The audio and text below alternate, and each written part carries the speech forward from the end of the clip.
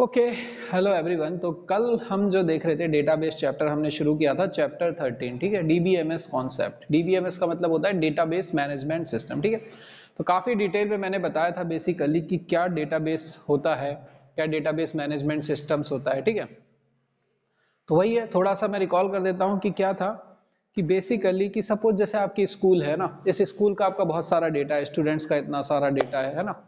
तो पहले क्या करते थे, सपोज कंप्यूटर नहीं है तो कंप्यूटर नहीं है तो हम क्या करेंगे, कंप्यूटर नहीं है तो हम क्या करेंगे, स्टेशनरी की दुकान से फाइल्स लेकर आएंगे, फाइल्स लेकर आएंगे, उसमें डेटा को स्टोर करेंगे, है ना। अलग अलग फाइल्स बनाएंगे, खूब सारी फाइल बनाएंगे, है ना।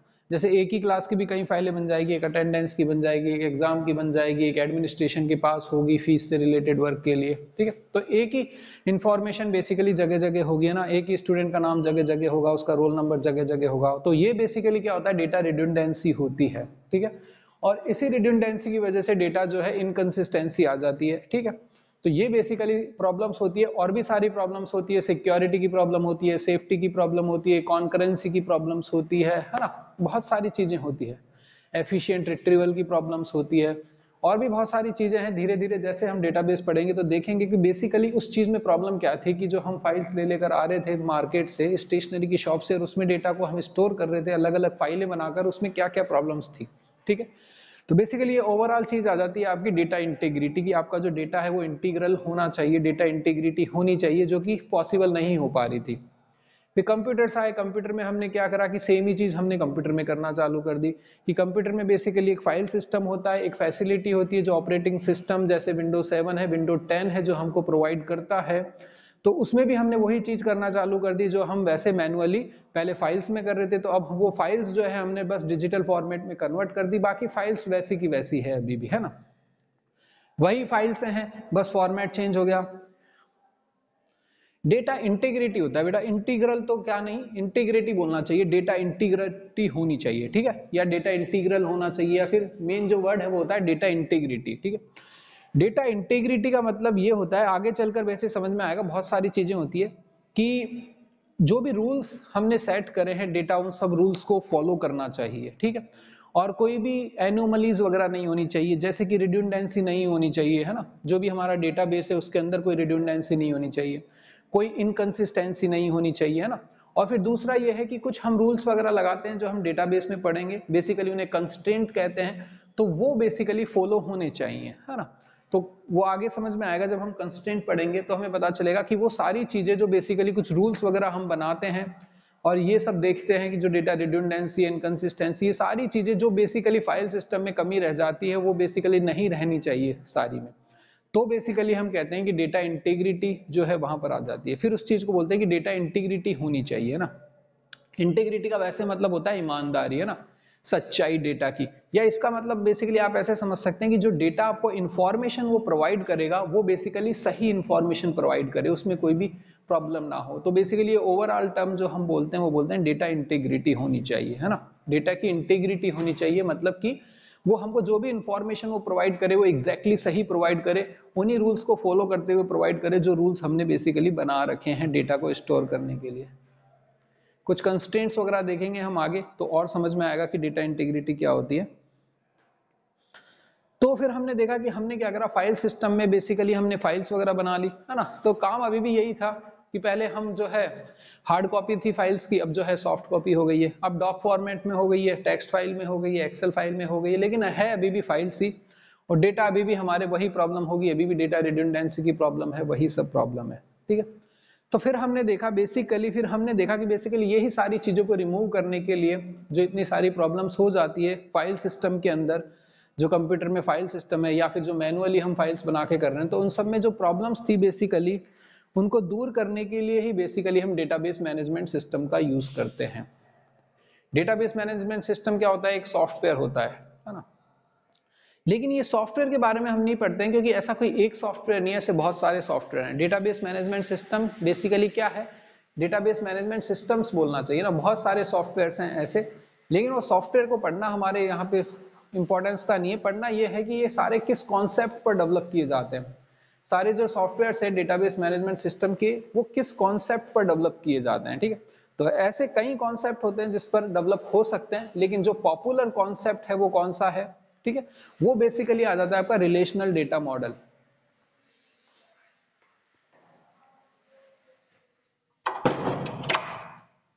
ठीक है, तो वो देखेंगे बेसिकली ये सारे जो सॉफ्टवेयर, ज्यादातर सॉफ्टवेयर आजकल रिलेशनल डेटा मॉडल पर बेसिकली वर्क करते हैं कि डेटा को कैसे स्टोर करना है। ठीक है, और फिर जो है एक क्वेरी लैंग्वेज को फॉलो करते हैं, जो डेटा आपने स्टोर करा है बेसिकली उसके ऊपर एक क्वेरी लैंग्वेज का यूज करना है, और वो क्वेरी लैंग्वेज आगे फिर हम 14 चैप्टर में पढ़ेंगे। वो बेसिकली क्वेरी लैंग्वेज होती है आपकी एसक्यूएल, स्ट्रक्चर्ड क्वेरी लैंग्वेज, जो बेसिकली आपको डेटा को स्टोर करने के भी काम में आती है, रिट्रीव करने के भी काम में आती है, और सारी जो चीजें हम करेंगे डेटा से उस क्वेरी लैंग्वेज के थ्रू कर सकते हैं। तो प्रैक्टिकल पार्ट जो है 14 चैप्टर में आ जाएगा एसक्यूएल का। तो बेसिकली वो चीजें देखेंगे ना कि ये सॉफ्टवेयर्स बेसिकली दो कॉन्सेप्ट को फॉलो करते हैं कि एक तो डेटा को किस तरह से स्टोर करना है, और फिर उसको स्टोर करने के बाद बेसिकली वहां से डेटा को रिट्रीव करने के लिए क्वेरी लैंग्वेज का यूज करते हैं। तो उसी चीज के बारे में बेसिकली हम इस चैप्टर में थ्योरेटिकल पढ़ेंगे कि ये क्या क्वेरी लैंग्वेज है और क्या बेसिकली किस कॉन्सेप्ट पर ये बेसिकली डेटा को स्टोर करते हैं। ऐसा ये क्या करते हैं कि जो इतनी सारी प्रॉब्लम्स हमने देखी थी फाइल सिस्टम में, वो सारी प्रॉब्लम्स यहाँ पर नहीं रहती है ना, ये है। तो अब जो है थोड़ा थ्योरेटिकल कॉन्सेप्ट है, यहाँ पर थ्योरी वगैरह काफी लिखी हुई है, वो थ्योरी वगैरह देख लेते हैं कि क्या क्या थ्योरी दे रखी है यहाँ पर, क्योंकि यही सब इंपॉर्टेंट है एग्जाम पॉइंट ऑफ व्यू से। तो देखो, इंट्रोडक्शन टू फाइल सिस्टम है ना, सबसे पहले हमारा आ जाता है कि इंट्रोडक्शन टू फाइल सिस्टम। ठीक है, मैं अभी आपको स्क्रीन शेयर करके भी बता दूंगा ना, स्क्रीन शेयर करके बुक में से बता दूंगा कि क्या क्या है। ठीक है, कौन कौन सी टर्म्स क्या क्या है, कैसे कैसे है ना। देखो, पहली तो एक चीज मैं कई बार आपको पहले भी बता चुका हूं, जो आपका सिलेबस है वो बहुत अच्छा सिलेबस है, लेकिन वो तब सिलेबस अच्छा होता है जब आप कंप्यूटर ग्रेजुएशन फॉलो कर रहे होते हैं ना, नहीं तो ये आपके लिए काफी एडवांस सिलेबस है ना। तो सिलेबस जो है, ये जो 14 चैप्टर, इसमें भी इतनी सारी डिटेल्स दे रखी है। सीबीएसई में जो बुक्स आ रही है अभी आईपी वगैरह में, उसमें इतनी डिटेल्स नहीं दे रखी है ना, लेकिन आपके बहुत ज्यादा डिटेल में चीजें दे रखी है। और यही सब जो डिटेल्स में जितनी आपके चीजें दे रखी है, यही सब चीजें इंजीनियरिंग में या कंप्यूटर ग्रेजुएशन करोगे तो भी दे रखी है ना। तो सिलेबस वैसे अच्छा है, लेकिन अच्छा तब है जब आप ग्रेजुएशन करो कंप्यूटर में, अगर नहीं करोगे तो आपके लिए एडवांस सिलेबस है। ठीक है, लेकिन सिलेबस चलो अच्छा है, वो तो बात है ओवरऑल, लेकिन प्रॉब्लम ये है कि जो बुक है वो अच्छे से रिटर्न नहीं है ना। बुक में क्या करा है कि कहीं से भी कोई भी मटेरियल उठा के कहीं से भी डाल दिया, तो वो बुक जो है अच्छे से ऑर्गेनाइज्ड नहीं है, अच्छे से एक्सप्लेन नहीं करती है चीजों को, अच्छे से रिटर्न नहीं करती है, बहुत सारी मिस्टेक्स है उसमें, बहुत सारी चीजें कॉपी पेस्टेड है ना। सिलेबस अच्छा है, उन्होंने फाइनली चीज को, इमेज को ध्यान में रखा कि हाँ ये सिलेबस होना चाहिए, लेकिन जो बुक लिखी गई है वो बिल्कुल भी अच्छी नहीं लिखी गई है, उसमें बहुत सारी मिस्टेक्स है। ठीक है, तो वो चीजें देखेंगे, लेकिन फाइनली ये है कि समझ के हाँ ठीक है ये प्रॉब्लम्स है इसमें, लेकिन फाइनली हमको रेप्लिकेट करना ही होगा ना, एग्जाम में मार्क्स लाने हैं, तो वो सब चीजें लर्न करके थोड़ा सा एग्जाम पॉइंट ऑफ व्यू से ध्यान में रखना ही होगा। ठीक है, तो देखो, सबसे पहले तो आ जाता है आपका इंट्रोडक्शन टू फाइल सिस्टम, कि फाइल सिस्टम क्या है। फाइल सिस्टम वही है ना, फाइल सिस्टम को कैसे इमेजिन करोगे, पहले तो आपका मैनुअल था है ना, कि आप स्टेशनरी से फाइल्स ले लेकर आए थे, वो आपका फाइल सिस्टम था। लेकिन एक्चुअल में यहाँ जो फाइल सिस्टम की बात कर रहे हैं, वो उस फाइल सिस्टम की बात कर रहे हैं जब आप कंप्यूटर्स में बहुत सारी फाइलें बनाते हो ना, कोई टेक्स्ट फाइल बना ली, कोई डॉक फाइल बना ली, कोई एक्सेल फाइल बना ली, राइट क्लिक कर करके एक फोल्डर के अपने अंदर बहुत सारी फाइल्स बना रखी है, नहीं तो वो बेसिकली फाइल सिस्टम है ना। तो कंप्यूटर आपका क्या करता है, आपका जो ऑपरेटिंग सिस्टम है विंडो 7 विंडो 10, वो आपको फैसिलिटी प्रोवाइड करता है फाइल सिस्टम की, और उस फाइल सिस्टम की फैसिलिटी का आप यूज कर करके अलग अलग फाइल्स एक कंप्यूटर के अंदर बना सकते हो। ठीक है, तो ये तो है आपका फाइल सिस्टम। तो एग्जैक्टली वही चीज हो गई, पहले हार्ड कॉपी थी अब सॉफ्ट कॉपी हो गई है ना। अब देखो इसमें क्या है, देखो अब समझते हैं थोड़ा सा। An abstraction to store retrieve and update a set of files is called file system. ठीक है, देखो लिखा हुआ क्या है, मैं लिखता हूं और इसको समझना कि एब्स्ट्रैक्शन क्या होता है। ये बहुत ही इंपॉर्टेंट टर्म है एब्स्ट्रैक्शन, ठीक है, और ये समझ में भी नहीं आती किसी को, लेकिन देखो कि एब्स्ट्रैक्शन होता क्या है।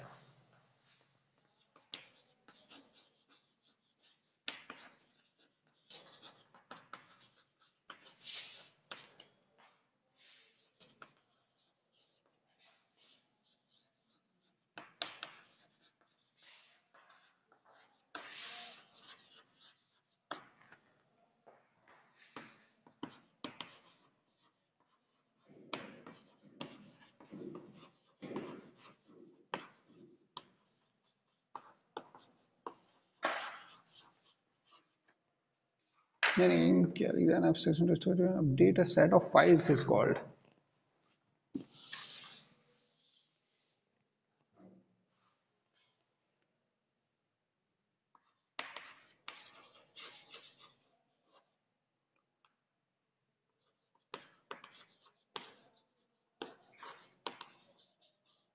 देखो अब बुक में कैसा लिखा हुआ है, बुक में ऐसा लिखा हुआ है, an abstraction to store, retrieve and update a set of files is called file system. ठीक है, डिलीट अपडेट कर दो यहां पर। देखो एब्स्ट्रैक्शन क्या होता है, ये वर्ड समझना थोड़ा इंपॉर्टेंट है। ये एब्स्ट्रैक्शन क्या होता है, देखो ये एब्स्ट्रैक्शन जो है बहुत कंफ्यूजिंग वर्ड है, लेकिन एब्स्ट्रैक्शन होता है, वो होता है इसका मतलब डिटेल्स को हाइड करना। एब्स्ट्रैक्शन होता है कि डिटेल्स को हाइड करना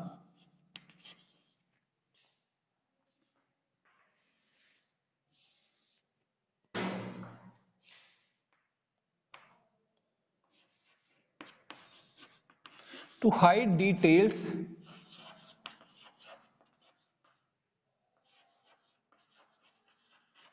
and show only functionality।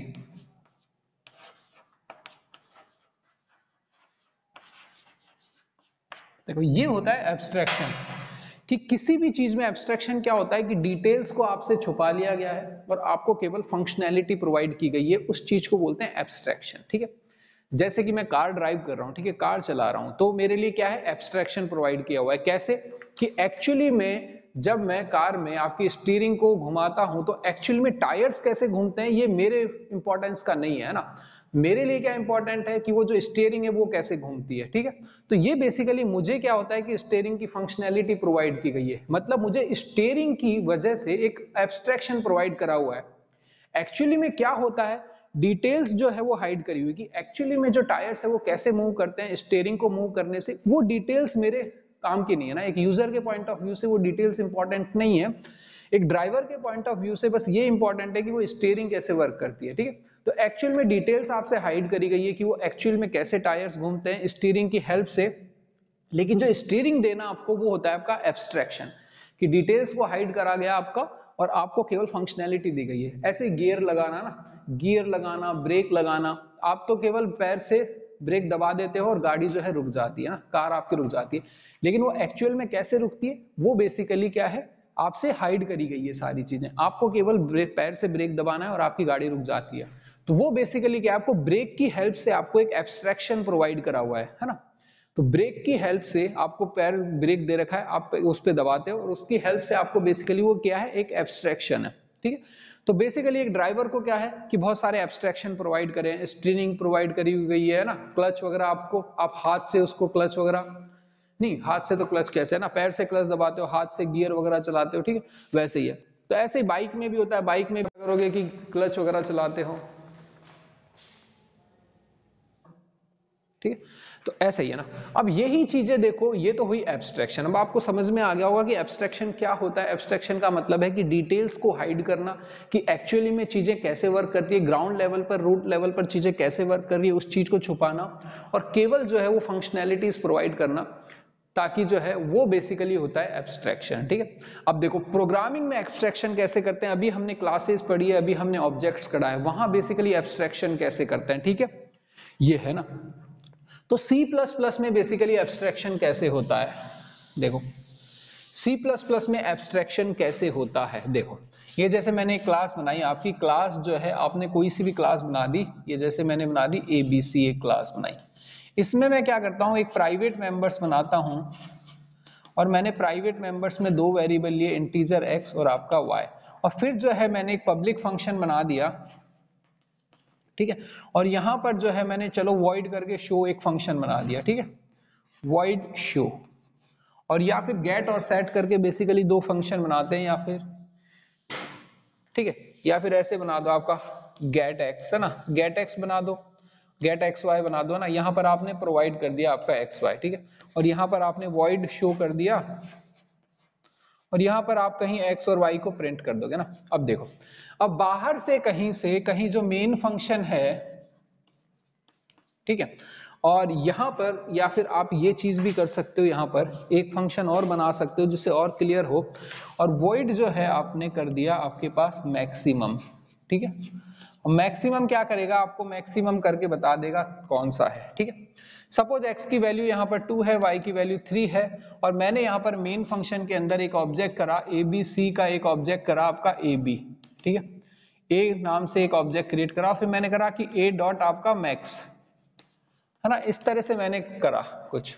तो देखो अब यहां पर मेन फंक्शन को ये नहीं पता कि एक्स और वाई क्या है, मेन फंक्शन को आपके ये नहीं पता कि x की वैल्यू क्या है, y की वैल्यू क्या है, क्योंकि वो a डॉट एक्स और a डॉट वाई को डायरेक्टली एक्सेस नहीं कर सकता ना।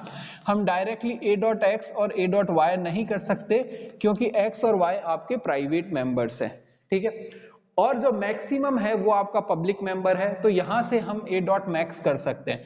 लेकिन जब मैं a डॉट मैक्स करूंगा तो मुझे आंसर मिल जाएगा कि आंसर जो है वो 3 है, ठीक है। आंसर जो है आपका 3 आएगा क्योंकि मैक्सिमम जो है 2 और 3 में से 3 है। तो बेसिकली ये चीज होती है एब्स्ट्रैक्शन, कि एक्चुअली में आपको ये नहीं पता कि x और y क्या है, लेकिन आप जो है इसकी हेल्प से, एक पब्लिक फंक्शन की हेल्प से आप प्राइवेट मेंबर्स को डील कर सकते हो ना। तो ये बेसिकली होता है आपके पास एब्स्ट्रैक्शन, है ना। वही चीज है कि प्राइवेट जो है आपकी डिटेल्स है, डिटेल्स को आपने हाइड करा हुआ है, और ये जो है आपको एब्स्ट्रैक्शन प्रोवाइड करा हुआ है फंक्शन की फॉर्म में। तो आप बाहर से क्या करते हो, फंक्शन को एब्स्ट्रैक्ट करते हो, तो ये आपका एब्स्ट्रैक्शन हो गया, और ये जो है आपको प्राइवेट मेंबर्स को एक्सेस कर लेता है। तो ये आपकी डिटेल्स है जो कि बेसिकली प्राइवेट बना दी गई है, तो बाहर से आप एक्सेस नहीं कर सकते, तो डिटेल्स को आप हाइड नहीं कर सकते। लेकिन एक्चुअली ग्राउंड लेवल पे वर्क क्या होगा, ग्राउंड लेवल पे तो एक्स और वाई के बिना कुछ हो ही नहीं सकता ना। एक्स और वाई ही हैं जिस पर आप मैक्स करोगे, जिस पर आप शो करोगे, जिस पर आप गेट करोगे।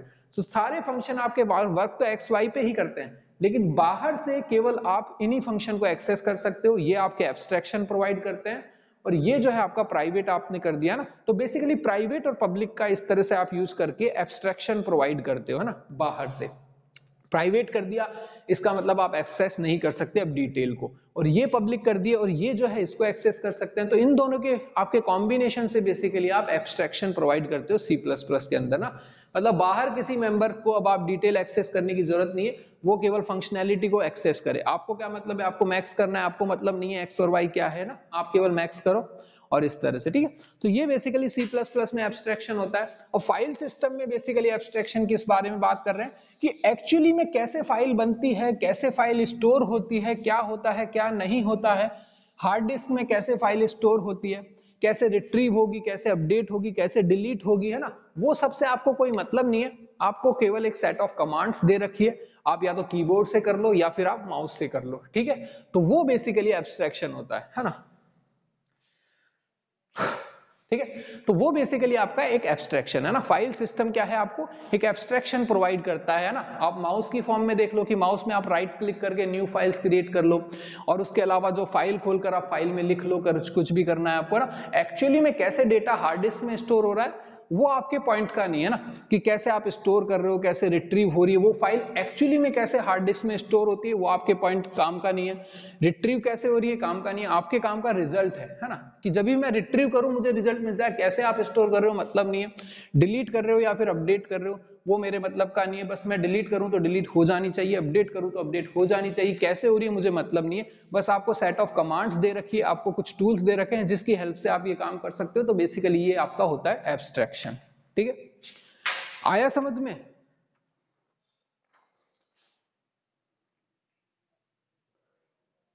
ठीक है, यस बोल दो, आ गया तो समझ में कि एब्स्ट्रैक्शन क्या होता है, बताओ फटाफट।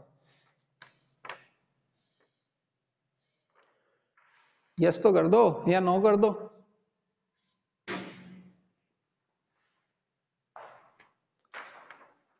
चलो, एक ही को समझ में आया?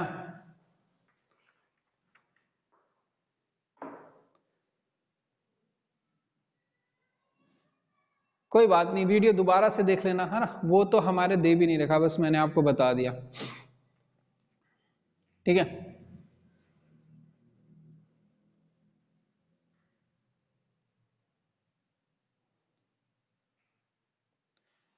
ठीक है, मतलब एब्स्ट्रैक्शन कहीं पर भी यूज हो रहा है, आपको बस ये समझना है। एब्स्ट्रैक्शन का मतलब ये है कि आपको डिटेल्स हाइड करी हुई है और आपको फंक्शनैलिटीज प्रोवाइड करी है। डिटेल से आपको मतलब नहीं है, एब्स्ट्रैक्शन का मतलब आपको कुछ फंक्शनैलिटीज प्रोवाइड करिए, डायरेक्टली आप उनको यूज करो। एक्चुअली कैसे काम हो रहा है ये आपके इंपॉर्टेंस का नहीं है, वो आपको जानने की जरूरत नहीं है ना। आपको बेस केवल सेट ऑफ फंक्शंस दे रखे हैं, कुछ फंक्शनैलिटीज दे रखी है, वो बेसिकली आपके एब्स्ट्रैक्शन होता है ना।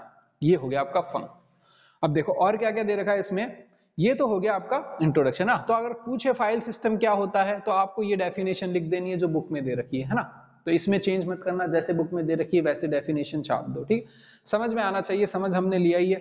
अब देखो, अब फाइल सिस्टम में क्या होता है, डेटा स्ट्रक्चर्स भी होते हैं। फाइल सिस्टम में क्या क्या होता है देखो, अब आपको फाइल सिस्टम में क्या होगा ना, एक्चुअली में इसमें कुछ डेटा स्ट्रक्चर्स होते हैं। डेटा स्ट्रक्चर सबको पता होना चाहिए, है ना। फर्स्ट चैप्टर ही हमारा जो है डेटा स्ट्रक्चर पे था। फर्स्ट चैप्टर में ही हमने डेटा स्ट्रक्चर्स वगैरह पढ़े थे ना। जैसे कि डेटा स्ट्रक्चर कौन कौन से होते हैं आपके, एरे भी एक डेटा स्ट्रक्चर होता है ना, एरे आपका डेटा स्ट्रक्चर होता है।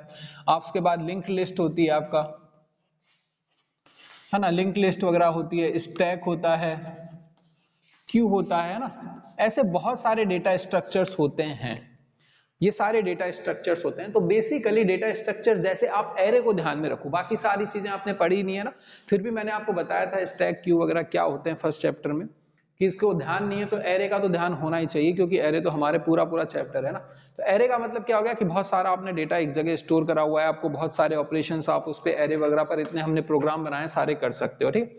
तो फाइल सिस्टम में भी क्या होता है कि ये फाइल्स तो स्टोर होती ही होती है ना। इस फाइल्स के साथ में फाइल सिस्टम में क्या क्या होगा देखो, एक तो ये फाइल्स होगी जो हमने स्टोर करी है ना, ये फाइल्स तो होगी ही। फाइल सिस्टम्स को किस किस से वर्क करना होगा, फाइल सिस्टम एक तो बेसिकली ये फाइल्स आ गई जो हम बना रहे हैं ना। इन फाइल्स के अलावा भी फाइल सिस्टम के पास एक डेटा स्ट्रक्चर होगा, बेसिकली उस डेटा स्ट्रक्चर का वो यूज करता है इन फाइल्स को स्टोर करने में, रिट्रीव करने में, है ना। एरे का, लिंक लिस्ट का, स्टैक का, क्यूज का, इनका बेसिकली वो यूज करते हैं ना। डेटा स्ट्रक्चर कैसे यूज होता है, क्या होता है, ये बहुत डिटेल की चीजें आ गई है ना। बाकी आप ये ध्यान में रखो कि फाइल्स का आप स्टोर वगैरह करते हो, जो भी ऑपरेशन करना है, स्टोर करना है, रिट्रीव करना है, डिलीट करना है, उन सब में बेसिकली आपका डेटा स्ट्रक्चर का यूज होता है ना। तो ये डेटा स्ट्रक्चर है, कैसे भी कॉम्प्लेक्स कोई डेटा स्ट्रक्चर हो सकती है, तो बहुत सिंपल सिंपल एग्जाम्पल्स है ना। तो वो बेसिकली डेटा स्ट्रक्चर का एक तो यूज करते हैं ना। और क्या क्या है आपका, हाँ, अब ये डेटा स्ट्रक्चर का यूज क्या करते हैं, इसमें लिखा हुआ है डेटा स्ट्रक्चर जो है बेसिकली आपका क्या करेगा ना, डेटा स्ट्रक्चर की हेल्प से ये जो फाइल्स में जो भी आपने लिखा हुआ है इसको क्या कन्वर्ट करते हैं, एक बाइट्स की फॉर्म में कन्वर्ट करते हैं, और बाइट्स की फॉर्म में कन्वर्ट करके बेसिकली उसको आपका हार्ड डिस्क में स्टोर करते हैं, ठीक। तो बहुत सारे यूज हो सकते हैं, बहुत कुछ हो सकता है, ठीक है। ऐसा नहीं है कि आप केवल एक लाइन सोच के सोच लो कि हाँ ये होता है, बहुत कुछ होता है, बहुत सारी चीजें होती है, ठीक है। अभी आपके ये दे रखा है कि डेटा स्ट्रक्चर का एक यूज तो आपका ये है कि जो आपकी फाइल्स है उसको आपका नंबर ऑफ बाइट्स जो है बाइट्स की फॉर्म में कन्वर्ट कर लो। जो भी आपने फाइल्स में डेटा लिखा है, आपने तो अपना डेटा लिख दिया, उसको 0101 इस तरह से आप बाइट्स की फॉर्म में कन्वर्ट कर दो, है ना। और उस तरह से, क्योंकि हार्ड डिस्क में तो आपका उसी फॉर्म में स्टोर होगा, तो बेसिकली डेटा स्ट्रक्चर का एक यूज तो क्या हो गया, एक यूज तो ये हो गया कि जो भी आप लिख रहे हो फाइनली उसको 01 की फॉर्म में कन्वर्ट करना। वो 01 की फॉर्म में ही तो हार्ड डिस्क में स्टोर होता है, और कंप्यूटर भी वही चीजें समझता है। तो एक यूज तो आपका डेटा स्ट्रक्चर का ये हो गया कि जो भी आपने डेटा लिखा है उसको फाइनली 01 की फॉर्म में कन्वर्ट करना, ताकि वो एक हार्ड डिस्क में स्टोर हो सके, ठीक है। हाँ, फाइल सिस्टम में कुछ नेटवर्क प्रोटोकॉल्स भी होते हैं। प्रोटोकॉल क्या होते हैं, किसी को आइडिया है, यस और नो कर दो दिखे, ठीक है। प्रोटोकॉल्स पता है किसी को क्या होते हैं, यस और नो करो दिखे। प्रोटोकॉल्स क्या होते हैं, यस और नो कर दो, कि किसी को पता है तो यस कर दो, नहीं पता है तो नो कर दो। पता होना चाहिए मुझे कि कितनों को पता है प्रोटोकॉल्स क्या होते हैं।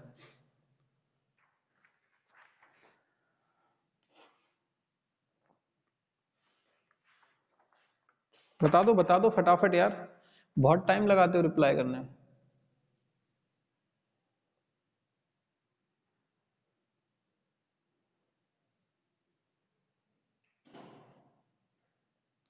अरे बता दो।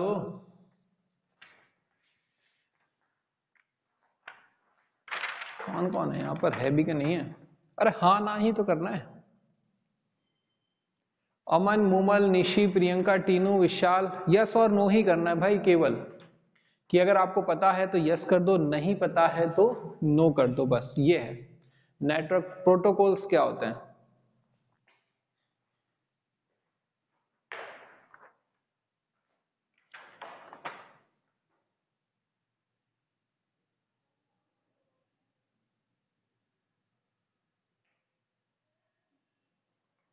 देखो प्रोटोकॉल क्या होते हैं, आपके सेट ऑफ रूल्स होते हैं कुछ, ठीक है।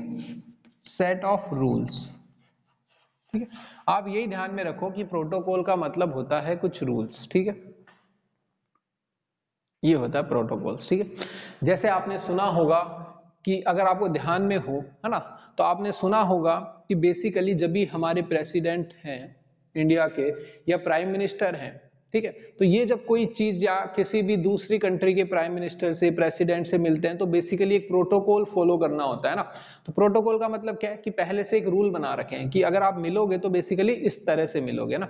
कई बार आपने देखा होगा कि न्यूज में पढ़ा होगा कि बेसिकली पीएम ने प्रोटोकॉल तोड़ा और आगे से जाकर उनको रिसीव करा ना, इस तरह से। तो होता क्या है कि जैसे कि कोई दूसरी प्रेसिडेंट आ रहा है या फिर आपका कोई प्राइम मिनिस्टर है, मिल रहे हैं आपस में, तो प्रोटोकॉल्स क्या होता है कि पहले ऐसा होगा, फिर ऐसा होगा, फिर आप जो है वहां पर उनसे मिलने जाओगे। कई बार क्या होता है कि ये प्रोटोकॉल्स तोड़ देते हैं ना, मतलब सेट ऑफ रूल्स जो है वो तोड़ देते हैं। कई बार क्या होता है वो खुद ही लेने पहुंच जाते हैं उनको, जैसे कि अगर वो प्लेन से आ रहे हैं तो वो खुद ही प्लेन तक पहुंच जाते हैं वहां पे देने। तो वो बेसिकली प्रोटोकॉल में नहीं है। प्रोटोकॉल में क्या है कि वो प्लेन से आएंगे और वहां पर आपसे उनको मीटिंग करनी होगी ना, लेकिन वो क्या आता है प्रोटोकॉल्स तोड़ देते हैं और वो खुद ही प्लेन तक पहुंच जाते हैं, ठीक है। तो ये बेसिकली सिंपल वर्ड क्या है आपका, प्रोटोकॉल्स, ठीक है। प्रोटोकॉल्स का मतलब क्या होता है, सेट ऑफ रूल्स, ठीक है। तो कुछ सेट ऑफ रूल्स बना रखे हैं आपके नेटवर्क के लिए, ताकि आप नेटवर्क से भी अपने फाइल सिस्टम को एक्सेस कर सको, है ना। इसका मतलब क्या हुआ, इसका मतलब ये हो गया कि अगर आप एक कंप्यूटर पे बैठे हो तो आप दूसरे कंप्यूटर से अपने कंप्यूटर पर फाइल्स को एक्सेस कर सको, ठीक है। ये आपका हो गया नेटवर्क प्रोटोकॉल्स, ठीक है। तो मतलब मैं एक कंप्यूटर पर हूं और सपोज कि मैं यहां पर हूं, अभी मैं नेटवर्क से अपने कंप्यूटर से कनेक्ट हो जाऊं यहां से ही, है ना। सपोज मेरा कंप्यूटर मेरे घर पर रखा हुआ है और यहीं से ही बेसिकली मैं अपने कंप्यूटर पे कनेक्ट हो जाऊं किसी तरह से ना, इंटरनेट के थ्रू। और यहाँ पर ही सपोज दो कंप्यूटर लगा रखे हैं मैंने और एक कंप्यूटर से दूसरी कंप्यूटर पर केबल्स के थ्रू मैं अटैच हो जाऊं, है ना, केबल लगा के दूसरी कंप्यूटर से कनेक्ट हो जाऊं और फिर यहाँ से मैं अपनी फाइल्स को एक कंप्यूटर से दूसरे कंप्यूटर की फाइल को एक्सेस कर सकूं बेसिकली, है ना, किसी भी मीडियम से। तो वो आ जाता है आपका नेटवर्किंग, है ना। तो वो बेसिकली सेट ऑफ रूल्स जो आपको ये फैसिलिटी प्रोवाइड करते हैं ना, ऐसे कुछ रूल्स होंगे कि इस तरह से बेसिकली कम्युनिकेशन होगा दो नेटवर्क्स के बीच में, दो आपके सिस्टम्स के बीच में बेसिकली इस तरह से कम्युनिकेशन होगा। तो फाइल सिस्टम है बेसिकली, फाइल सिस्टम मतलब कि आपको दूसरे कंप्यूटर से भी उस फाइल सिस्टम को एक्सेस देना पड़ेगा, तभी तो आप दूसरे कंप्यूटर से आप उस फाइल्स को मैनेज कर सकोगे। तो बेसिकली फाइल सिस्टम्स के अंदर कुछ नेटवर्क प्रोटोकॉल्स भी डिफाइन होंगे, है ना। तो कुछ सेट ऑफ रूल्स भी डिफाइन होंगे कि अगर कोई नेटवर्क के थ्रू फाइल्स को एक्सेस करेगा तो क्या रूल्स होने चाहिए उस चीज के लिए। तो फाइल सिस्टम में इस तरह से नेटवर्क प्रोटोकॉल्स आ गए। एक होता है आपका फाइल सिस्टम में मेटा डेटा भी होता है आपका, है ना। एक फाइल सिस्टम में आपका मेटा डेटा भी होता है ना। मेटा डेटा का मतलब होता है इंफॉर्मेशन अबाउट डेटा, ठीक है। इसका मतलब होता है इंफॉर्मेशन अबाउट डेटा,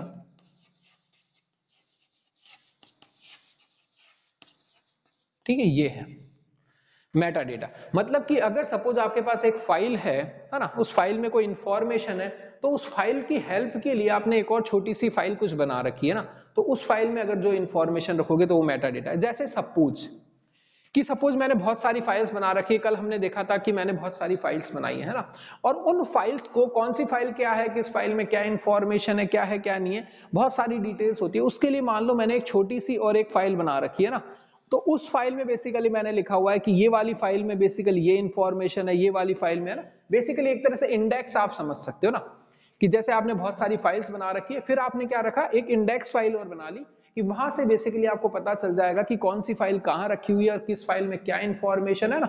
ऐसी बहुत सारी चीजें होती है ना, बहुत सारी डिटेल्स होती है अलग अलग फाइल्स के बारे में क्या क्या है। तो वो बेसिकली होता है आपका मेटा डेटा, ठीक है। समझ में आया, समझ में ये आया कि भाई डेटा तो आपका ओरिजिनल डेटा है ना। डेटा क्या था, अभी हमारे पास बहुत सारी फाइल्स है, वो बेसिकली हमारा डेटा है, हमने अलग अलग फाइल्स बना ली, वो हमारा डेटा है। मेटा डेटा क्या होगा, मेटा डेटा सिस्टम खुद से क्रिएट करेगा, है ना। मतलब जो है हमारा कंप्यूटर में खुद से क्रिएट होगा, और वो खुद से क्या क्रिएट होगा, एक फाइल क्रिएट होगी बेसिकली, उसमें इंफॉर्मेशन होगी कि कौन सी फाइल किस डेट को बनी थी, क्या है क्या नहीं है, बहुत सारी इंफॉर्मेशन होगी उसके अंदर, कि ये जो फाइल है किसने क्रिएट करी थी, उसका क्या नाम था, किस डेट को मॉडिफाई हुई थी, उसमें क्या इंफॉर्मेशन है ना, बहुत सारी चीजें हो सकती है उस फाइल के अंदर। तो वो सिस्टम खुद से क्रिएट करता है बाकी सारी फाइल्स की इंफॉर्मेशन रखने के लिए, उसको आप बोलते हो मेटा डेटा, ठीक है। और देखो, हाँ, अब आया ये समझ में, बताओ इसमें से कोई डाउट है, किसी को आया कोई डाउट है इसमें।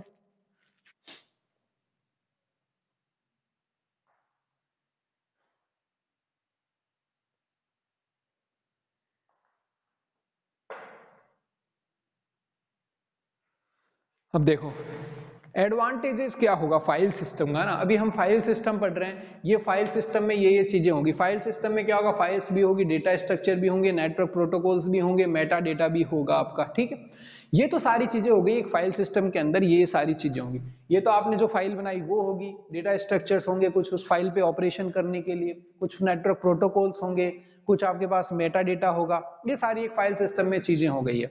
अब जो बात ये है कि फाइल सिस्टम बेसिकली इसके एडवांटेज क्या क्या हैं और डिसएडवांटेजेस क्या क्या हैं, बराबर। हर चीज के एडवांटेज भी होते हैं, डिसएडवांटेज भी होंगे। ऑब्वियसली डिसएडवांटेज तो हम देख ही चुके हैं कि आपके पास डेटा रिडंडेंसी होगी, डेटा इनकंसिस्टेंसी होगी, सेफ्टी और सिक्योरिटी की प्रॉब्लम होगी, कॉन्करेंसी की प्रॉब्लम होगी। कॉन्करेंसी क्या होता है देखेंगे आगे, ठीक है। तो ऐसी बहुत सारी प्रॉब्लम्स, तो डिसएडवांटेज तो हमने देख लिए। डिसएडवांटेजेस हैं तभी तो जाकर हम डेटाबेस मैनेजमेंट सिस्टम का यूज करेंगे, ठीक है, तभी डेटाबेस। लेकिन कुछ एडवांटेजेस भी होते हैं हर चीज के अंदर। इसके क्या एडवांटेजेस हैं, फाइल सिस्टम के क्या एडवांटेजेस है, फाइल सिस्टम के एडवांटेजेस देखो।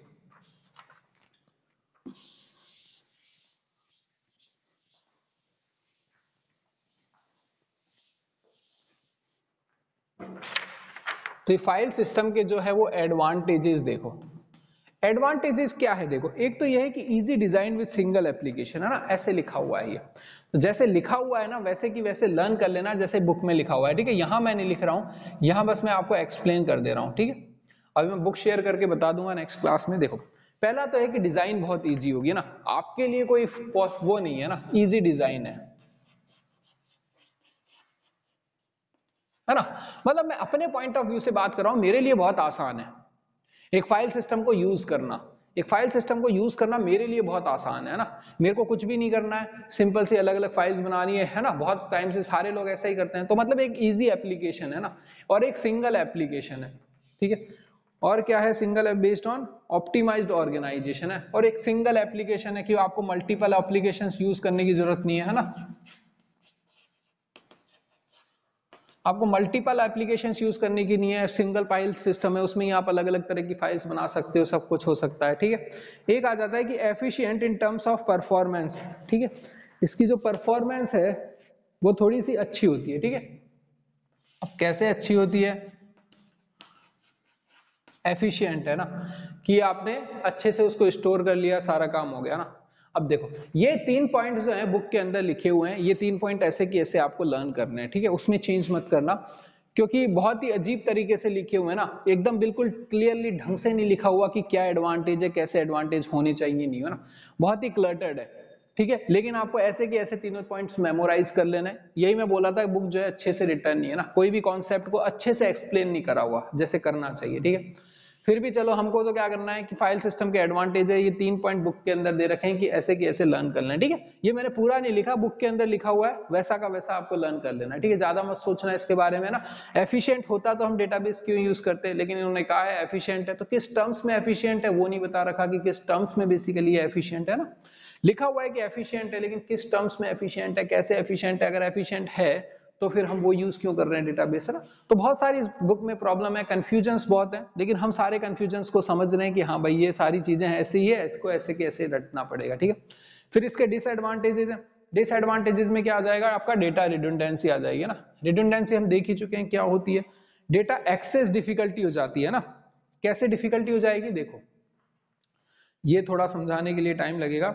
डेटा इज आइसोलेटेड है, data with security enforcement integrity issues, ठीक है। हाँ यहां पर देखो इंटीग्रिटी वगैरह आ गया।